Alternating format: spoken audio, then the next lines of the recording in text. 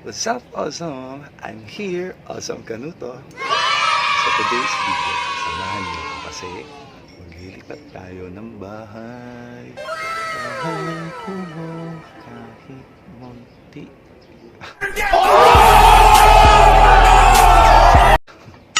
Yan. So, medyo nakakalungkot kasi syempre 5 years na ako nakatira dito sa Cubao. Then, syempre minsan kailangan natin mag-move on. Hindi mo katulad, hindi pa nakaka-move on. Hindi mo katulad, hindi pa nakaka-move on.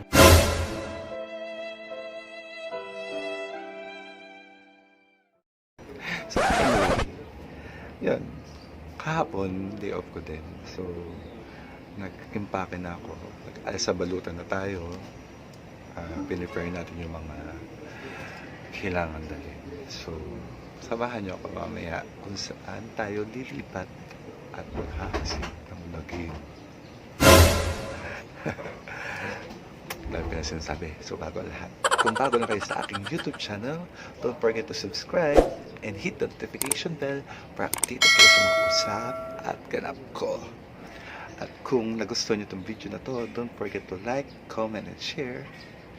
So, paano guys? Intro muna tayo.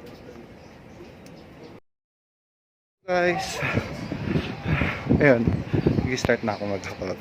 So, tinulungan ako ngayon ni Buddy Jeff paghahakot. Siguro nga naka-isang daang balik na ako dun sa apartment. Iba sa kanto. Ewan ko. Yun, kasi ni-isa-isa ko eh. So, paano? Hakot-hakot pa more. Ayan. Namiss ko tong lugar na to. Meanwhile, So, isang balik na lang. Then, punta tayo sa bagong bahay. I-house tour ko kayo doon. Okay? So, let's go. Yun guys, nakasakay na kami. Jeff, say hi to my vlog. On the way to Rosario. So, later na guys.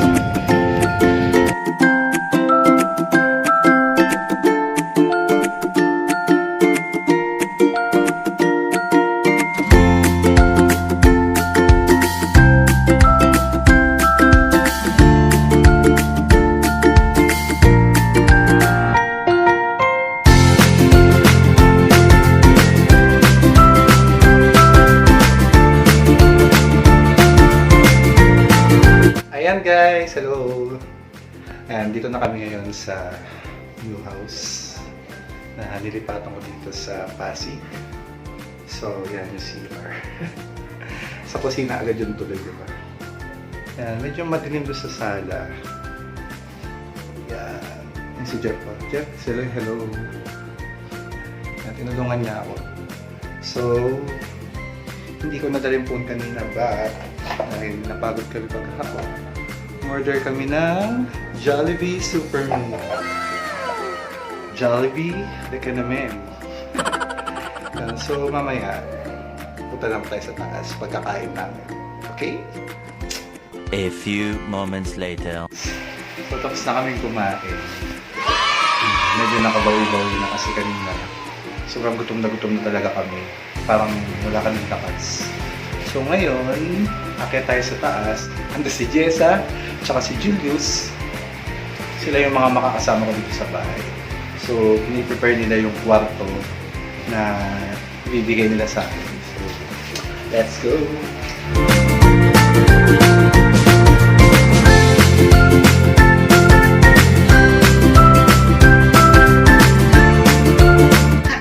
Ayan siya si Julius. Say hi to my vlog.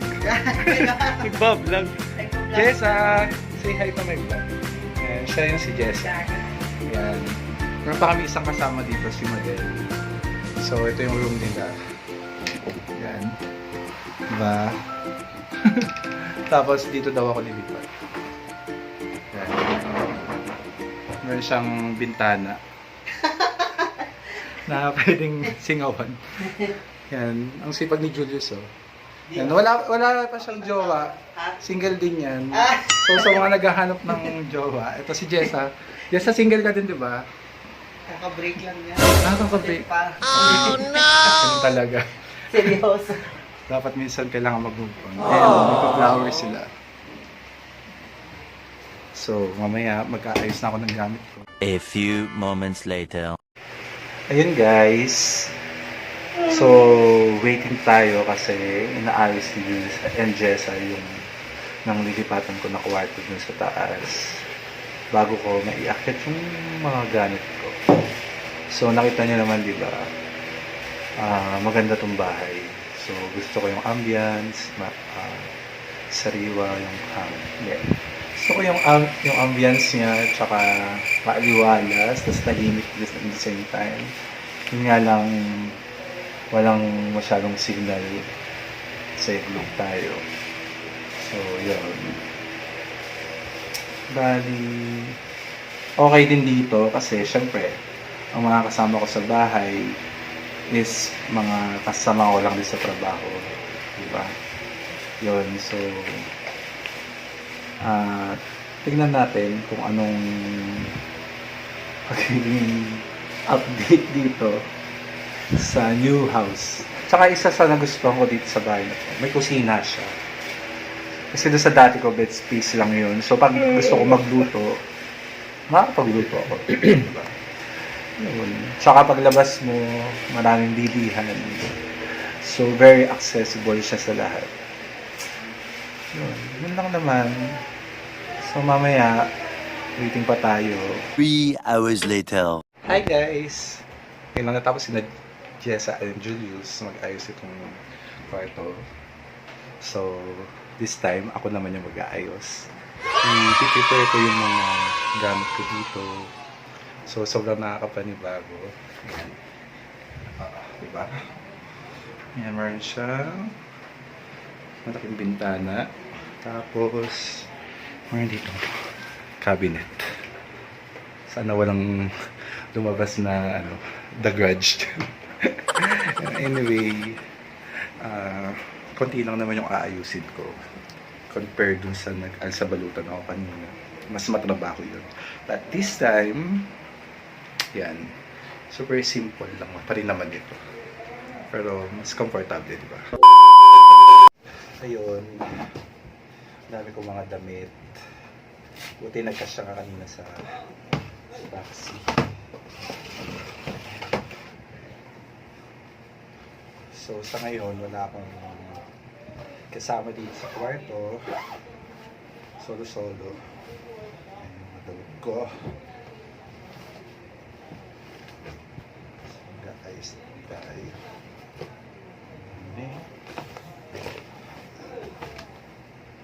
Para akong travel.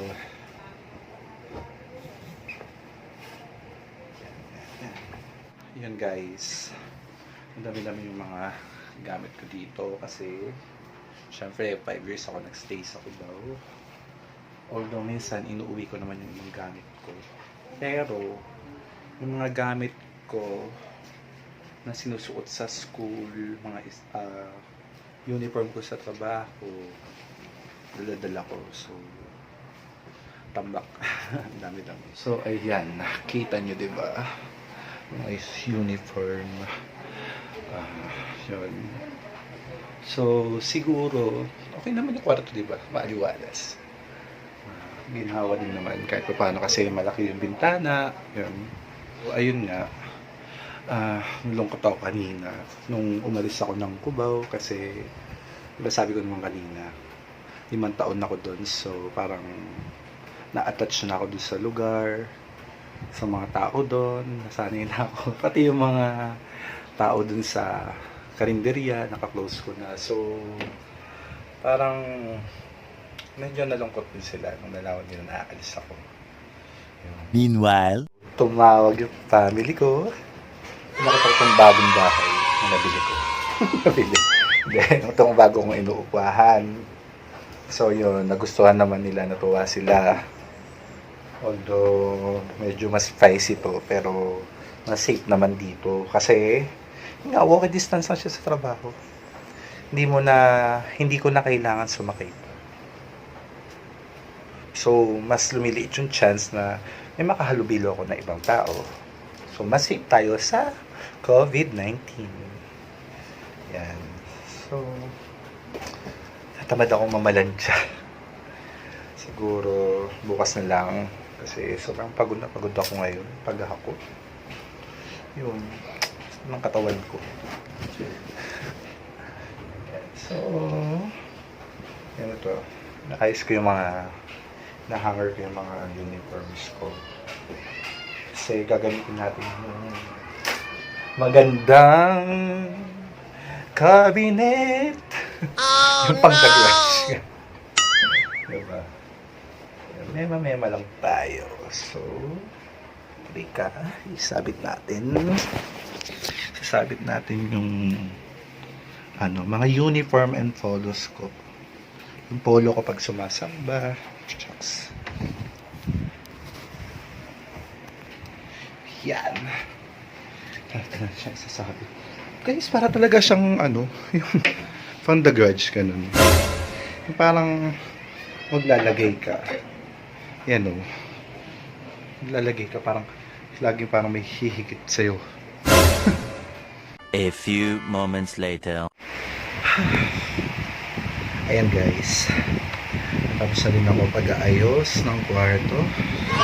Yung iba siguro kakalimutin naman ng next day of ko. Or at least, ang higaan ko is na-prepare ko na.